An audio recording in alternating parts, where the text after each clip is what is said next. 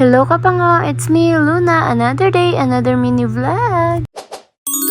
Dali na kapango up din yun naman ko sa akong nga mini vlog. So nagalakat-lakat kami diri kapango pakada sa sakayan sang jeep. So mga 8:50 AM na ini siya kahapon. Fast forward na kami sa Haro Cathedral kapango. So diri kami gasimba every Sunday. Kag pagabot naman kapango, so na late kami gamay kay nag-start na ang mass. Kag manigali kapango ang view sa sulod sang simbahan diri sa Haro Cathedral. So manami diri ang simbahan kay dako kag maligwa. Kag syempre diba tuod gidya kapango nga iba gidya ang pakiramdam bala naton ang aton bala-balatyagon kapag nagsimba kita or pagkatapos ng misa, diba dumagan sa buot nga nakapray kita sa simbahan. Nga bisan makadali bala ka pang mabatyagan naton ang kalinong. Kag syempre magpasalamat sa mga blessing nga nababato naton gamay man ina or dako, magpasalamat gid kita. Kaya ikaw always be grateful ha. O siya, fast forward nagabiyay na kami sinika pango, nagasakay kami sa jeep pakadto sa downtown. O diba lantawa kung ano katinlo diri sa Iloilo City kapango, wala kay may makita nga basura unless may ara mga tawong irresponsible, diba? Kay man may mga kilala gid kita ya kapango nga bisan nakita na gid bala nila nga may basurahan, iwigit pagid nila ang ilang nga basura, hindi na lang ya bala kalakat-lakat ya gibutang sa basurahan, no? Kaya nga man naginugtas ko diya, aw na no, hindi kapango basi matingala gali ka mo kapango nga man naghiligay no naman ako kay trip ko lang kay nakaapoy gi kuya magtagalog kis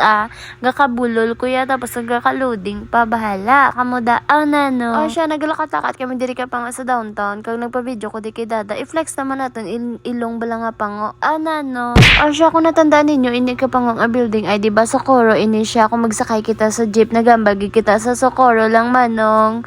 O diba tapos subong Watson na grabe yung pag-improve no. So wala na rin katapusan nga nilaktanay kapango kay may ginapangita ako nga something pero in a tipid ways like punda nagbakal ako 3 kabilog kay para may bulus-bulusan ako sa akong punda kay ang iban gabok nagkalagisi na panabi 3 years na kapango tapos every week kinalabhante. Gihimo ko na lang trapo kapango diba at least mapuslan ko pa.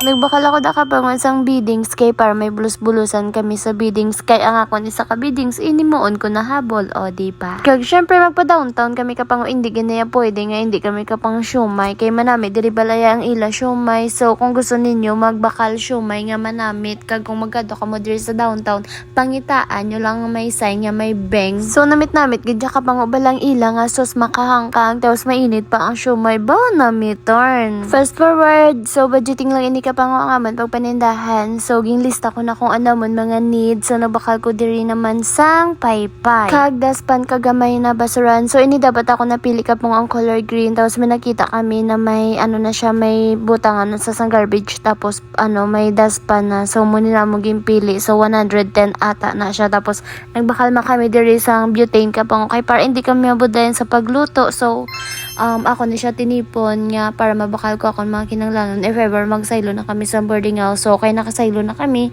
mabakal na ko o diba iba gid kapag matipid ka kag kung may disiplina ka sa pagtipon, diba? Na no. Fast forward nagabiyay naman kami kapango nagasakay naman kami sang jeep papuli na kami sinikay tapos na kami pamakal. Fast forward pagabot sa balay nagilis lang kag tapos syempre flex bago gamiton, diba? Palak yarn ay hindi syempre kapango gusto ko lang i-share sa inyo hindi ni siya to brag but to inspire nga dapat kung may gusto kita baklon disiplina na to naton ko galingon. Yun lang. O siya hapon nanigali ka pango naglaga kami sang saging kay matimpla kape pare sa kape nga mainit-init ba o diba solve naman ang pamahaw libre na. O siya mga pita ka pango so asa na lang diri akon nga video. Thank you for watching. Bye. Mwah.